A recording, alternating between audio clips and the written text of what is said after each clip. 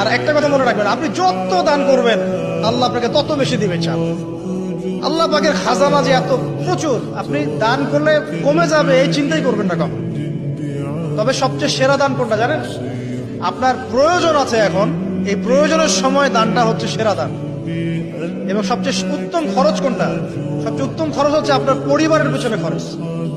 আপনার পরিবারের পিছনে খরচটা আপনার সবচেয়ে শ্রেষ্ঠ খরচ। আর একটা কথা মনে রাখবেন, আপনি যত দান করবেন আল্লাহ আপনাকে তত বেশি দিবে। চান আল্লাহ পাকের খাজানা যে এত প্রচুর, আপনি দান করলে কমে যাবে এই চিন্তাই করবেন না কখন। তবে সবচেয়ে সেরা দান কোনটা জানেন? আপনার প্রয়োজন আছে এখন, এই প্রয়োজনের সময় দানটা হচ্ছে সেরা দান। এবং সবচেয়ে উত্তম খরচ কোনটা? সবচেয়ে উত্তম খরচ হচ্ছে আপনার পরিবারের পিছনে খরচ। আপনার পরিবারের পিছনে খরচটা আপনার সবচেয়ে শ্রেষ্ঠ খরচ।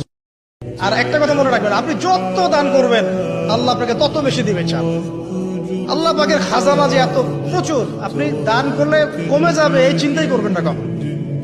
তবে সবচেয়ে সেরা দান কোনটা জানেন? আপনার প্রয়োজন আছে এখন, এই প্রয়োজনের সময় দানটা হচ্ছে সেরা দান। এবং সবচেয়ে উত্তম খরচ কোনটা? সবচেয়ে উত্তম খরচ হচ্ছে আপনার পরিবারের পিছনে খরচ। আপনার পরিবারের পিছনে খরচটা আপনার সবচেয়ে শ্রেষ্ঠ খরচ।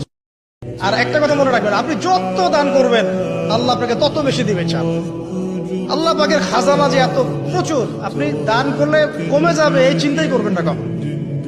তবে সবচেয়ে সেরা দান কোনটা জানেন? আপনার প্রয়োজন আছে এখন, এই প্রয়োজনের সময় দানটা হচ্ছে সেরা দান। এবং সবচেয়ে উত্তম খরচ কোনটা?